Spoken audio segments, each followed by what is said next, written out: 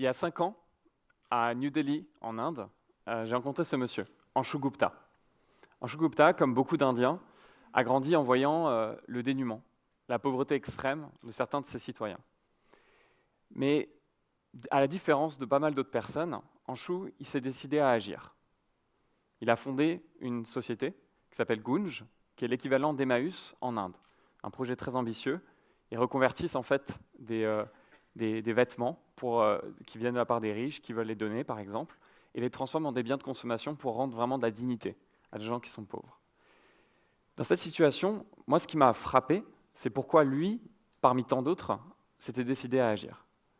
Donc je suis allé le voir et je lui ai posé la question. Et en fait, il a répondu à ma question par une autre question qui se trouve à changer ma vie. Il m'a éveillé à un super pouvoir, le super pouvoir de l'émotion. Sa question c'était: Thibaut, qu'est-ce qui te rend vraiment en colère?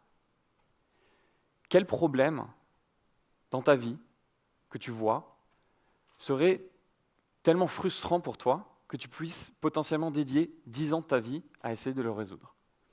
Alors moi, à cette époque, j'étais un millénial, donc du coup, j'étais un peu frappé par ce genre de questions. Je n'ai pas l'habitude de me projeter sur 10 ans dans le futur. Donc de retour dans ma chambre d'étudiant à Berkeley, j'ai réfléchi à ça.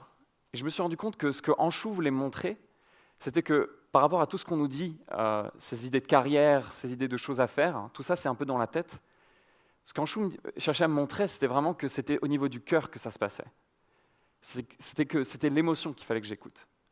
Et du coup, je me suis fait ma propre introspection au niveau de mon cœur, au niveau de mon passé. Et c'est un peu ça que je veux vous expliquer aujourd'hui. Donc là, c'est ce jour un peu où tout a commencé.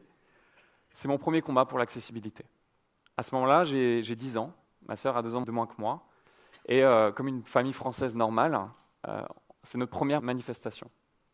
Donc on s'est tous rendus ce matin-là à un grand rassemblement. Donc là, je suis sur les épaules de mon père, et pour la première fois, je suis fasciné par en fait le nombre de mains tout autour de moi qui sont levées pour applaudir ce qui se passe.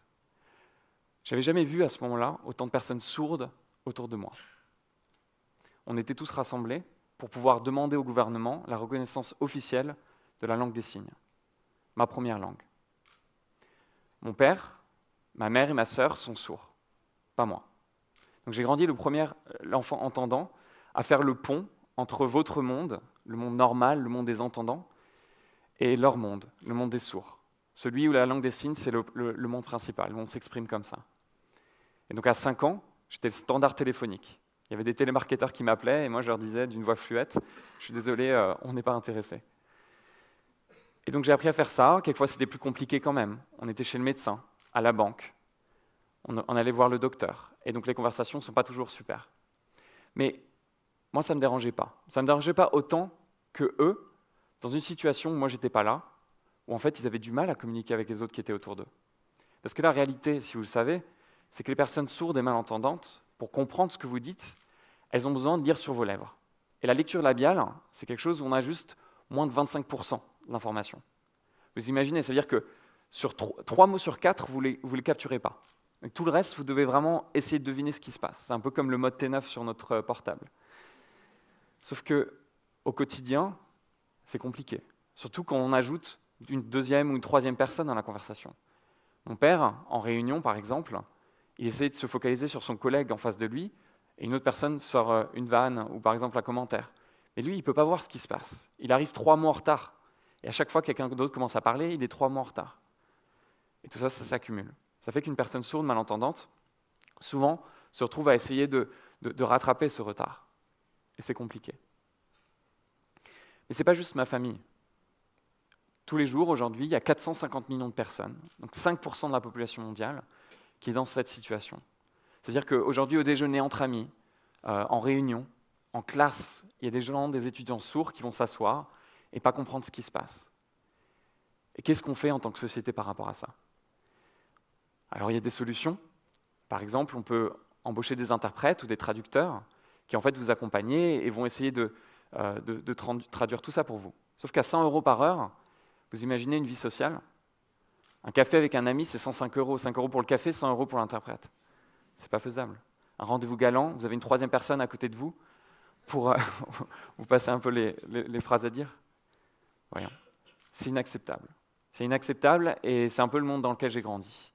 Et le problème, c'est que ce genre d'opportunité, de situation où moi je voyais en tant qu'entendant entre les deux mondes qui auraient beaucoup d'avantages à ce que tout le monde se communique ou puisse découvrir la culture de l'un et de l'autre, eh bien ça ne se passait pas. Et ce genre d'opportunité qui était manquée, moi c'est ça qui me frustrait. C'était comme une cage dorée. Les sourds restaient entre sourds et les entendants vivaient leur monde. Et même s'ils avaient la même culture, qu'ils habitaient au même endroit, il y avait ce bonjour, au revoir fonctionnel, mais on ne se racontait pas son week-end. On ne forgeait pas de vraies amitiés, de vraies relations. Et c'est ça, finalement, qui était ce directeur d'émotion. Je voulais en finir avec ça. Donc du coup, je me suis dit, on va passer d'un problème à une possibilité. Et pendant 3 ans, on a bossé. Alors je fais un master d'intelligence artificielle, on a bossé avec des ingénieurs super, mais on est arrivé à un point où on s'est dit, on va partir des technologies qui existent aujourd'hui et on va en faire une solution que tout le monde peut utiliser. Pas juste les sourds et les malentendants, mais tout le monde. Et on a tous en main cette clé de solution. Vous l'avez, hein, elle est dans votre poche, c'est un smartphone. Il y en a 2 milliards dans le monde aujourd'hui, et sur chaque smartphone, il y a un micro. Vous savez, vous utilisez Siri, vous savez, l'assistant d'intelligence artificielle, vous parlez, ça transcrit quelques mots en direct. Donc la technologie, elle existe, mais comment est-ce qu'on l'utilise? On l'utilise pour faire des alarmes, pour par exemple pouvoir texter quand on conduit, et ce n'est pas suffisant. On s'est dit, comment est-ce qu'on peut utiliser cette information qui prend l'audio, qui la transforme en texte visuel, mais ensuite, au lieu de faire ça juste pour des petits cas d'application, on peut vraiment changer la vie de millions de personnes et la rendre accessible. Ça, c'est Ava, qu'on a fondé ensuite. Ava, c'est le système de sous-titrage le plus rapide au monde, qui permet d'inclure des personnes qui sont sourdes et malentendantes dans des conversations de la vie réelle. Ava, c'est une application qu'on télécharge sur son smartphone, on se connecte entre soi dans une conversation, et on détecte en temps réel qui dit quoi. C'est comme du sous-titrage à la télé, ça arrive en moins d'1 seconde, sauf que c'est appliqué, pas à la télé, mais des conversations de la vie réelle, pour les rendre accessibles et permettre la connexion.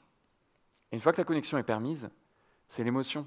Tout de suite, on passait de « passe-moi le sel, s'il te plaît » à « ah bah vas-y, raconte-moi ce qui s'est passé hier, comment tu as abordé cette communication ». On parle des news, on parle de politique, on s'écharpe quelquefois, mais au moins on a de la vraie émotion. Aujourd'hui, au quotidien, on affecte la vie d'une centaine de milliers de personnes sourdes et malentendantes, dont une, Jenna, qui ça fait 10 ans qu'elle est masseuse, elle est sourde. Son quotidien, avant Ava, c'était 8 heures de massage dans le silence, d'accord? Parce que la personne avait la tête dans le fauteuil et elle ne pouvait pas voir ce qu'elle répondait. Et donc, comme elle est sourde, elle était juste dans le silence. Sauf qu'avec Ava, juste en plaçant simplement son téléphone à côté de la personne, maintenant, elle peut avoir un dialogue. Donc, ces 8 heures de quotidien sont devenues 8 heures de vraie conversation, de connexion avec ses patients. Ça a changé sa vie. Et la première fois qu'elle a utilisé Ava, elle m'a envoyé une lettre, et elle me disait qu'elle a pleuré. Voilà. Et la question, c'est quand la dernière fois que vous avez vu une application où vous avez pleuré devant? Est-ce qu'il y a des technologies qu'on crée aujourd'hui qui créent ce type d'émotion? Pourquoi on n'en crée pas plus? C'est ça qui devrait nous guider. Parce que ce qui se passe, c'est que quand on se rend compte qu'à chaque conversation, finalement, on crée cette connexion et on la vole par rapport à cet instant de silence, on se dit, on transforme le silence en connexion, finalement, nous, ça nous motive à aller plus loin. On se dit, il n'y a pas juste la connexion face à face, la connexion en groupe, il y a toutes ces autres situations où moi, j'ai grandi, je les ai vues, c'est des problèmes qu'on peut commencer à résoudre. Ça nous donne du peps, ça nous donne du courage, de l'ambition. Et c'est ce qu'on a fait. Pas seulement pour la vie personnelle, mais la vie professionnelle aussi. De petites startups où il y a un sourd qui a été embauché, ils n'ont pas forcément les moyens d'avoir un interprète 24 heures sur 24, à des grands groupes aujourd'hui, comme Airbus, il y a des personnes sourdes et malentendantes qui, du coup, peuvent être intégrées dans un quotidien. Pas juste pour des points ou des réunions, mais aussi pour les discussions de la machine à café. En classe, par exemple, des étudiants, alors en Amérique, mais aussi en France, au lieu de s'asseoir bêtement dans un amphithéâtre et pas comprendre ce qui se passe parce qu'il n'y a pas de budget pour pouvoir embaucher suffisamment d'interprètes, ces personnes peuvent suivre en temps réel ce qui se passe sur leur portable. Le professeur a un microphone Bluetooth, il le met juste là, ou il le clip sur son col, et ensuite l'étudiant peut accéder en temps réel à ce qui se dit. Et vous savez quoi? En plus, les étudiants, les camarades, peuvent se connecter et avoir les notes de classe à la fin. Au lieu d'être 120 à taper la même chose, on peut juste être une intelligence consciente et collective, utiliser ça, cette technologie, au service du bien commun. Pas que ça, en conférence, en événement aussi, par exemple, Dreamforce, 160 000 personnes, Michelle Obama qui a donné une keynote, on l'a traduit en temps réel. C'est-à-dire que les personnes sourdes ont pu se balader pour la première fois dans un événement comme ça et comprendre tout ce qui se passait, toutes les sessions. On le fait parce qu'on a l'ambition à chaque conversation de recréer ce lien et cette connexion, et qu'on l'a vu et que ça nous donne de la force. L'équipe qui vient, qui nous a rejoints, elle est passionnée, parce que justement, on agit avec l'émotion comme carburant. Donc aujourd'hui, c'est un cercle vertueux. C'est ce cercle vertueux où je vous encourage d'y réfléchir. Posez-vous la question. Aujourd'hui, il n'y a pas que nous, aujourd'hui, qui travaillons dessus. On regarde les plus grosses technologies qui ont révolutionné notre quotidien.